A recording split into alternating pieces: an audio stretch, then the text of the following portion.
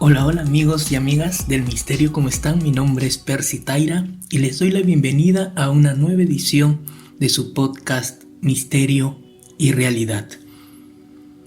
El día de ayer lunes terminé junto con el equipo de G-Stage de transmitir en vivo nuestro podcast y en él tratamos el tema sobre la inteligencia artificial y los peligros que esta nueva tecnología tendría para el futuro cercano de la humanidad. Hablamos allí del fin del mundo, de una visión casi apocalíptica, distópica, de nuestro futuro cercano. Y al terminar el programa, luego también de leer la opinión en el chat de nuestros seguidores, de las personas que siguen el podcast, pues me quedé con muchos pensamientos, con muchas preocupaciones dentro de mí. Primero quiero compartir con ustedes por qué llegué al pensamiento que tuve. Según los expertos especialistas en todo este tema del desarrollo de la inteligencia artificial, las IAs tienen 3 etapas de desarrollo. La primera etapa es conocida como la inteligencia artificial estrecha o también llamada inteligencia artificial débil, que es la etapa o la fase en la que estamos ahora. Es decir, es cuando una IA está diseñada específicamente para realizar una tarea o una labor. Por ejemplo, esos robots en las fábricas que ensamblan autos. Entonces vemos que cada robot tiene una función específica, la de colocar determinada pieza dentro de toda la estructura que tiene un vehículo. O podemos verlo también en esos robots que juegan ajedrez, por ejemplo. Ahora último podemos ver esta tecnología en el ChatGPT, que es un sistema basado en un modelo de lenguaje que justamente usa la inteligencia artificial para desarrollar varias tareas, pero todas ellas relacionadas con lo que es la comunicación, el diálogo, la conversación, etc. Entonces, estamos en esta primera etapa. Y hay quienes creen que estamos a puertas de lo que es una segunda fase, que es la inteligencia artificial general, o también llamada fuerte. Algunos también le dicen singularidad.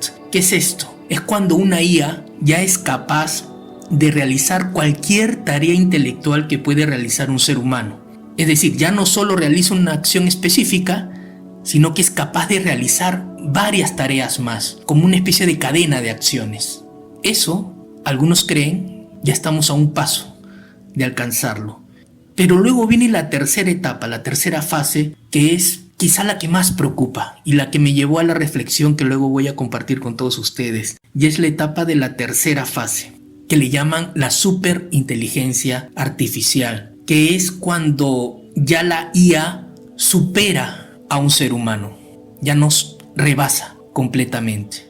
Ahora bien, ¿qué significa esto? La inteligencia humana tiene sus límites. Principalmente, por ejemplo, podríamos hablar del tiempo. Una persona que quiere aprender a hablar un nuevo idioma, por lo general va a tardar entre 5 o 4 años en hacerlo. Me refiero al común de las personas. Evidentemente habrá algunos que tengan un talento natural para ello, pero para el común de las personas nos tomaría unos 4 o 5 años aprender un nuevo lenguaje.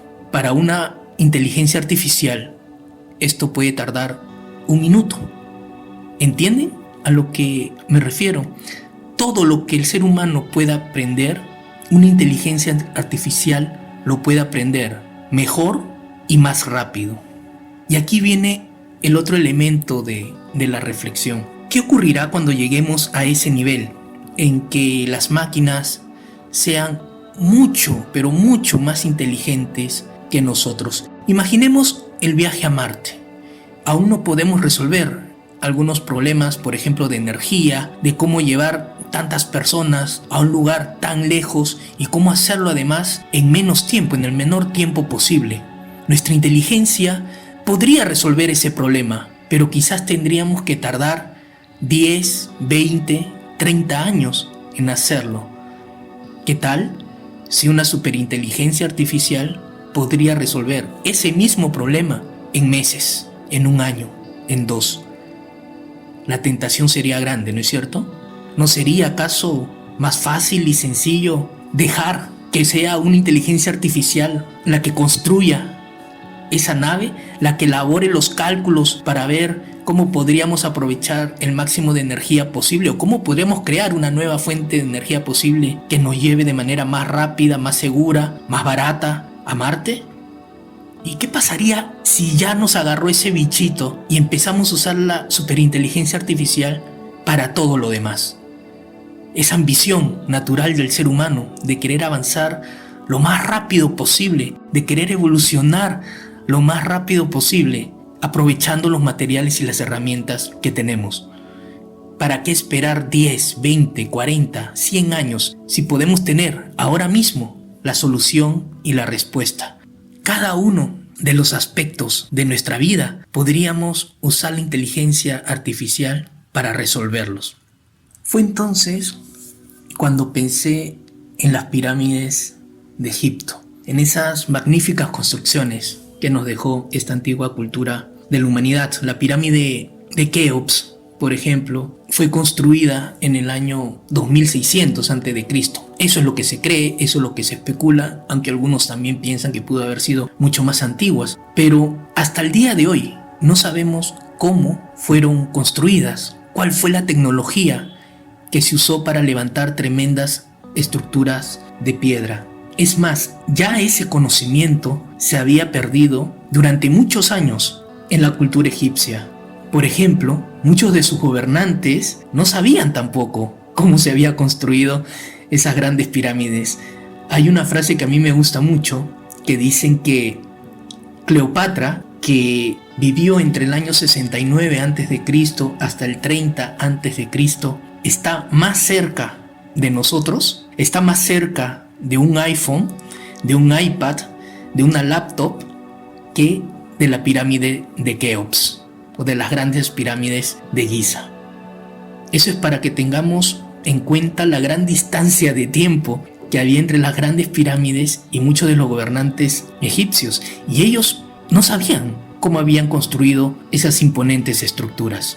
Y yo me pregunto, ¿qué pasaría si es que en esta carrera loca del ser humano por querer llegar más lejos en el menor tiempo posible, dejamos a las máquinas con superinteligencia artificial construir todo nuestro mundo?